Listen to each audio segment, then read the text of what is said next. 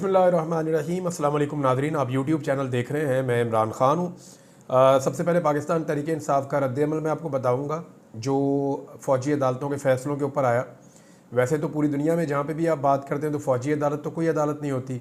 अभी इसके ऊपर पूरी दुनिया से रद्द-ए-अमल आएगा।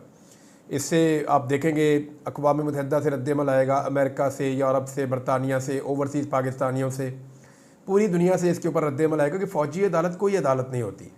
हाँ, फ़ौज के अंदर अदालत होती है, लेकिन फ़ौज के अपने अंदर जो एक रूल्स होते हैं, वहाँ पे अगर कोई ख़िलाफ़ वर्जी करता है उस इदारे का मुलाजिम, तो उसके ऊपर वो अदालत कार्रवाई कर सकती है। लेकिन जो सिविलियंस हैं उनके लिए तो अलग से बहुत सारी अदालतें मौजूद हैं। वहाँ पे पूरा एक जुडिशल सिस्टम है, तो सिविलियंस को वहाँ पे ट्रायल किया जाता है, क्योंकि सिविलियंस फ़ौज के दायरा इख्तियार के अंदर नहीं आते, वो उससे बाहर है, तो उनको फ़ौजी अदालतों में नहीं ले जाया जा सकता। लेकिन पाकिस्तान की सुप्रीम कोर्ट में ये मामला पेंडिंग है और सुप्रीम कोर्ट ने इसकी इजाज़त दी थी। ये बड़ा मज़ाक़ा खेद है, लेकिन दुनिया के अंदर से जो आवाज़ें आएंगी, लोग पाकिस्तान पे हंसेंगे कि इस मुल्क के अंदर आज भी सिविलियंस को फ़ौजी अदालतों में सज़ाएँ दी जा रही हैं। पाकिस्तान तहरीक इंसाफ का रद्द-ए-अमल है, लेकिन वो बताने से पहले एक इंतहाई अफसोसनाक खबर है जिससे मुझे बड़ी तकलीफ़ हुई। ये जनूबी वज़ीरिस्तान से खबर आई है। दहशतगर्दों ने अटैक किया एक चेक पोस्ट के ऊपर और वहाँ पे 16 जवान पाकिस्तानी शहीद हो गए हैं और जवाबी कार्रवाई में 8 दहशतगर्द इसमें मारे गए हैं। ये एक इंतहाई अफसोसनाक वाक़या है और ये एक ग्रुप की जानिब से सिक्योरिटी चेक पोस्ट पर हमले को नाकाम बनाया गया। 8 दहशतगर्दों को हलाक कर दिया गया और दूसरी जानिब फायरिंग के तबादले में 16 जवान शहीद हो गए हैं। उसके बाद से अब उस इलाके के अंदर एक क्लियरेंस ऑपरेशन किया जा रहा है। सवाल सबसे बड़ा ये है कि इतनी दहशतगर्दी के वाक़यात पाकिस्तान में इतनी तेज़ी से बढ़ रहे हैं। खैबर पख्तूनख्वा और बलूचिस्तान में लगातार दहशतगर्दी के वाक़यात हो रहे हैं और चाइनीज़ जो हैं उनके ऊपर भी अटैक होता है। जितने हसास मकामात हैं वहाँ पे भी अटैक होता है और बार बार इस तरह के वाक़यात हो रहे हैं।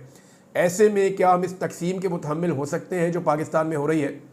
जो पाकिस्तान की इंटेलिजेंस एजेंसीज़ हैं उनकी पूरी तवानाइयाँ सियासी मुखालफीन को गिराने की बजाय इस वक्त दहशतगर्दी के ख़िलाफ़ फोकस होनी चाहिए और पाकिस्तान की सूबाई और वफाकी हुकूमतों को मिलकर इदारों के साथ बैठकर मैकेनिज़्म बनाकर पूरी ताकत के साथ दहशतगर्दों का कलाकमा करना चाहिए और दहशतगर्दी की रोकथाम करनी चाहिए।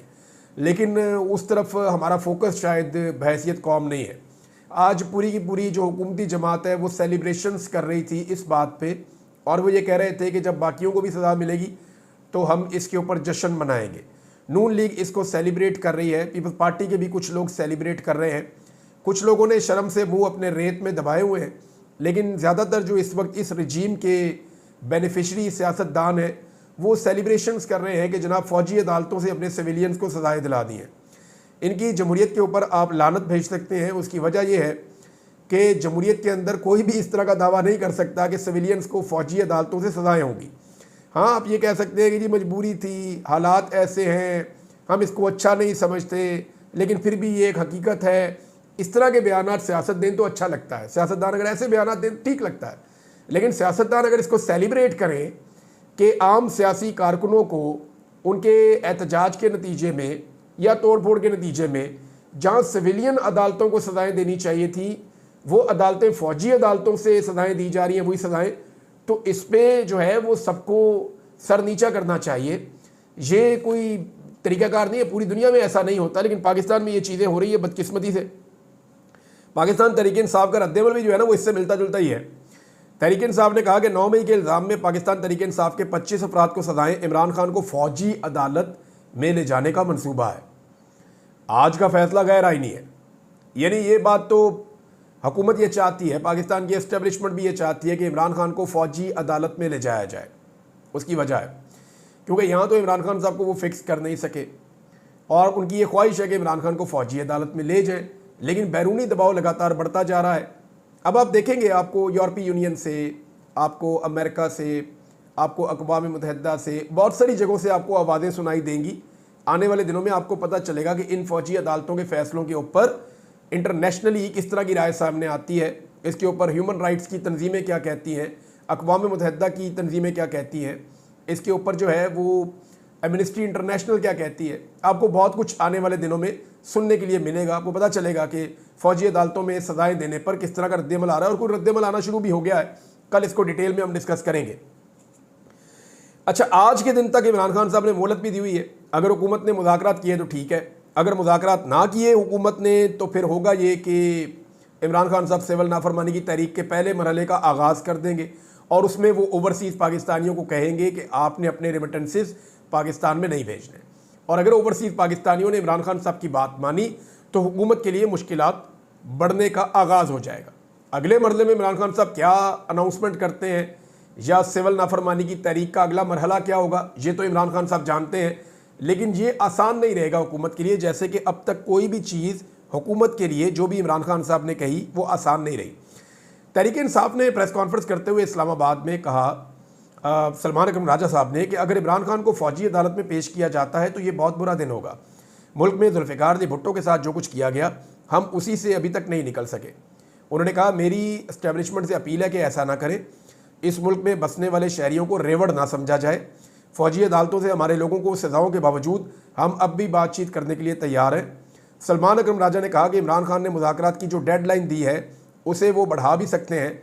हम मुल्क की खातिर बातचीत करना चाहते हैं, अभी तक हुकूमत की जानिब से कोई राब्ता नहीं किया गया। फ़ौजी अदालत के फ़ैसले गैर आइनी और गैर कानूनी हैं, ये लतीफ़ खोसा साहब ने कहा।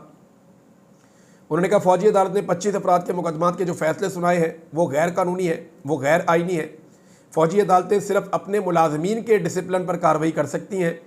अगर कोई सिविलियन फ़ौजी तनसीब पर हमला करे तो फ़ौजी जज कैसे केस सुन सकता है। उन्होंने कहा, 26वीं आइनी तरमीम के ज़रिए अदलिया को ताबे करने की कोशिश की गई। अब ज़रूरी है कि अदालत उज़्मा का फुल बेंच मुतनाज़ तरमीम का फ़ैसला करे। इस पर जस्टिस मंसूर अली शाह साहब ने एक ख़त और भी लिखा है। मंसूर अली शाह साहब बार बार याद दिला रहे हैं, एक्चुअली उन्हें चीफ जस्टिस ऑफ पाकिस्तान होना चाहिए था, लेकिन 26वीं आइनी तरमीम के नतीजे में तीसरे नंबर के जज को चीफ जस्टिस ऑफ पाकिस्तान बना दिया गया, सीनियरिटी को नज़रअंदाज कर दिया गया। लेकिन मंसूर अली शाह साहब ने इस्तीफ़ा देने से इनकार कर दिया और वो अभी भी अपनी सीट पे मौजूद है।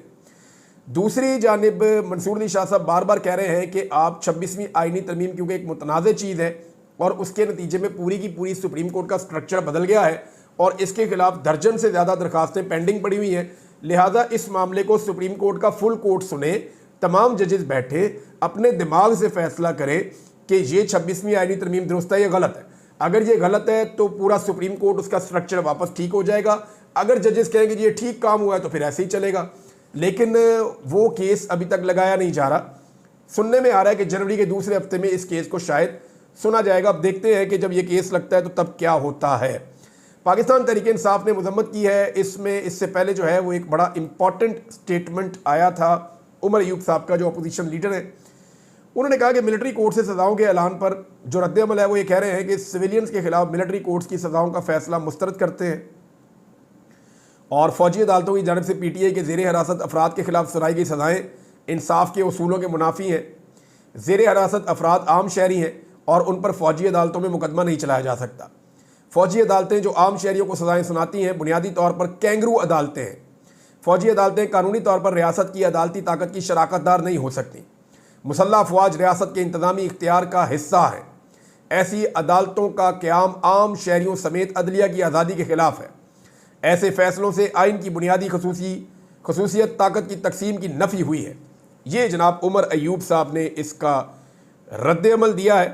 अब इमरान खान साहब के ट्विटर अकाउंट पे आ जाए नाज़रीन। इसमें इमरान खान साहब ने एक तो वार्निंग दी हुई है, दूसरा उनका जो ट्विटर अकाउंट है उस पर उन्होंने ख़ास तौर पे कहा कि मेरा ट्विटर हैंडल पाकिस्तान में नहीं आएगा, वो पाकिस्तान के बाहर रहेगा। इससे पहले फवाद चौधरी साहब ने पाकिस्तान तहरीक इंसाफ के सोशल मीडिया पे तनकीद की थी। शेर अफजल मरवत साहब ने भी पाकिस्तान तहरीक इंसाफ के सोशल मीडिया पे तनकीद की थी और उन्होंने भी ये कहा था कि इमरान खान साहब का जो ट्विटर हैंडल है वो पाकिस्तान में लाया जाए। लेकिन मेरा एक बुनियादी सवाल है, वो ये है कि पाकिस्तान में कोई एक पाकिस्तान तहरीक इंसाफ का सियासतदान अपना हाथ खड़ा करे और वो ये कहे कि वो इमरान खान साहब का ट्विटर अकाउंट इमरान खान साहब की मर्ज़ी से पाकिस्तान में चला सकता है। कोई एक शख्स हाथ खड़ा करे, चैलेंज है मेरा, कि जो इमरान खान साहब लिख कर दें या जो इमरान खान साहब बोले वो उसको अनाउंस करके इमरान खान साहब के ट्विटर अकाउंट पे डाले और उसकी जिम्मेदारी उठाए कि जी ट्विटर अकाउंट मेरे पास है, जो इमरान खान साहब ने कहा मैंने वो ट्वीट कर दिया, करके देख ले। कोई एक बंदा ये जुर्रत करे और हाथ खड़ा करके बताए, ये कर ही नहीं सकेंगे।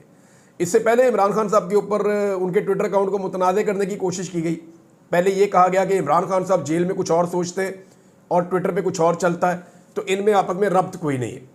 वो प्रोपेगेंडा खत्म हुआ तो अब कहा गया कि इमरान खान साहब का जो ट्विटर अकाउंट है उसे पाकिस्तान में बुलाया जाए। लेकिन मेरा बुनियादी सवाल है कि जिस इमरान खान साहब का असल स्टेटमेंट बाहर नहीं आता, असल स्टेटमेंट बाहर लाने के लिए, असल अहकामात बताने के लिए इमरान खान साहब को अपनी बहन या अपनी बीवी से मिलना पड़ता है, वैसे उनका स्टेटमेंट भी बाहर नहीं आता, तो वो लीडरशिप इमरान खान साहब के ट्विटर अकाउंट को पाकिस्तान में चला के हैंडल कर सकती है? सवाल तो ये है, वो नहीं कर पाएंगे और ये सब जानते हैं कि उनसे नहीं हो पाएगा, क्योंकि इमरान खान साहब का मौक़िफ़ अपनी पार्टी के मौक़िफ़ से वो 4 लेवल ऊपर का है। पार्टी उतना बोझ उठा ही नहीं सकती, यानी सारी पार्टी मिलकर भी इमरान खान साहब के ट्विटर अकाउंट का बोझ नहीं उठा सकती। 21 मिलियन से ज़्यादा उसके फॉलोअर्स हैं और पाकिस्तान का सबसे बड़ा ट्विटर अकाउंट है, सबसे ज़्यादा असर इस अकाउंट का है और दुनिया भर के बड़े लीडर और बहुत बेशुमार लोग, बेशुमार इदारे इमरान खान साहब के ट्विटर अकाउंट को फॉलो करते हैं। तो जब कोई बोझ उठा नहीं सकता तो यहाँ मंगवाने का फ़ायदा क्या है?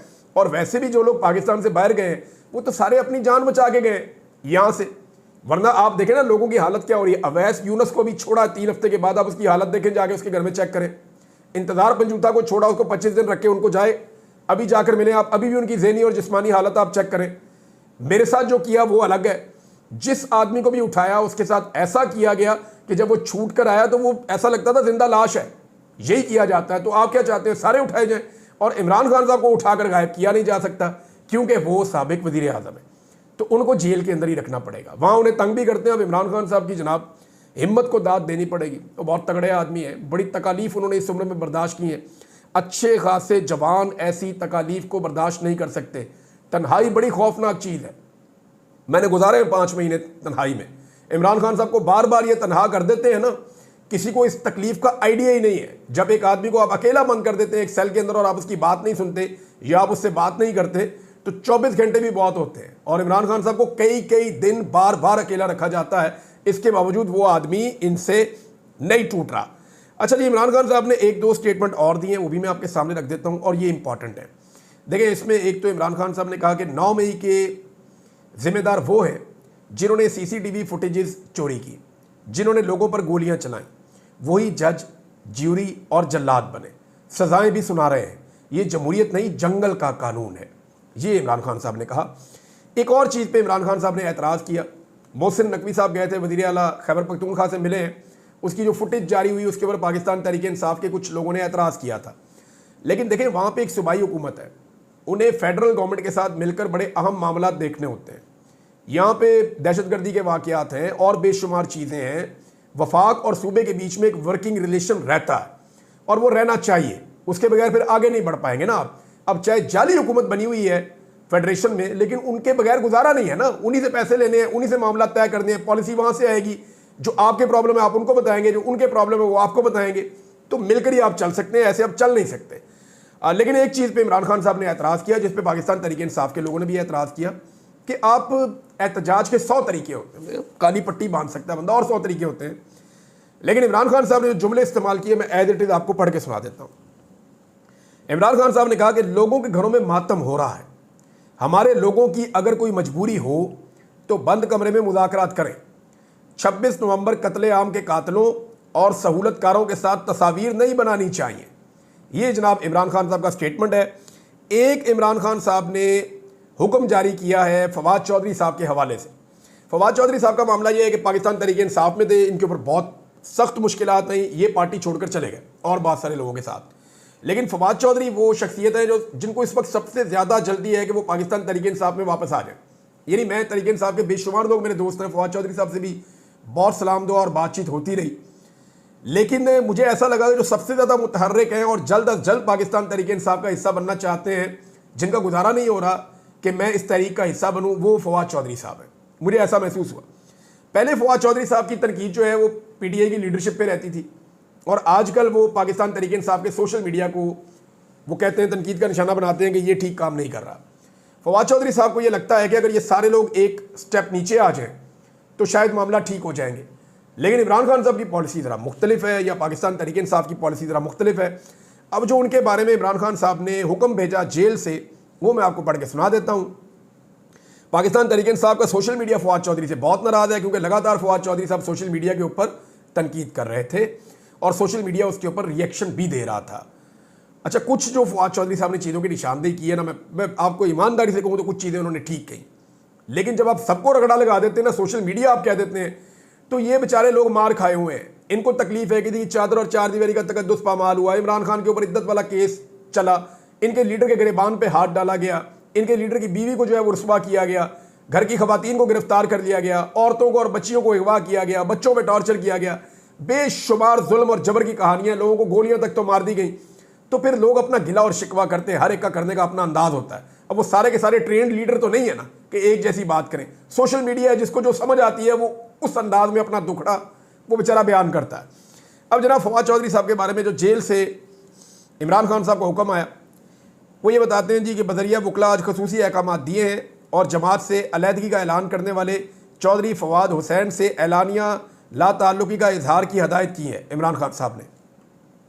चुनाचा खान साहब की हदायत के मुताबिक पाकिस्तान तहरीक इंसाफ चौधरी फवाद हुसैन से मुकम्मल तौर पर ला ताल्लुकी का ऐलान करती है और वाज़ेह करती है कि चौधरी फवाद हुसैन का पाकिस्तान तहरीक इंसाफ से हरगिज़ कोई ताल्लुक़ नहीं और ना ही वो मीडिया, सोशल मीडिया और टीवी टॉक शोज़ पर पाकिस्तान तहरीक इंसाफ की नुमाइंदगी करने या पाकिस्तान तहरीक इंसाफ की ईमा पर बयानियाँ बनाने या अपनी किसी राय को पाकिस्तान तहरीक इंसाफ के मौक़िफ़ के तौर पर पेश करने के मजाज हैं। ये बैरिस्टर गौहर अली खान साहब की जानिब से चेयरमैन पाकिस्तान तहरीक इंसाफ ये एलामिया जारी कर दिया गया। इमरान खान साहब ने कहा कि फवाद चौधरी पाकिस्तान तहरीक इंसाफ की नुमाइंदगी कहीं पे भी नहीं कर सकते। इससे पहले भी पाकिस्तान तहरीक इंसाफ ने फवाद चौधरी साहब को कहा था कि आप जालिम के खिलाफ बोलें, जुल्म की निशानदेही करें, आप मजलूम में कीड़े मत निकालें। ये फवाद चौधरी साहब को पहले भी बार बार कहा गया था, लेकिन फवाद चौधरी साहब को लगता है कि अगर पाकिस्तान तहरीक इंसाफ डाउन चली जाए, अपने मौक़िफ़ को तब्दील कर ले, तो इसमें एस्टेब्लिशमेंट भी अपने मौक़िफ़ को नरम कर लेगी। लेकिन मामला ये है कि लोगों को चोट लगती है तो लोग रोते हैं। अब दूसरी तरफ से ये कहा जाता है कि जुल्म और सितम का सिलसिला बंद कर दें, नाइंसाफ़ी बंद कर दें, तो हम भी अपने आप को ठीक कर लेंगे।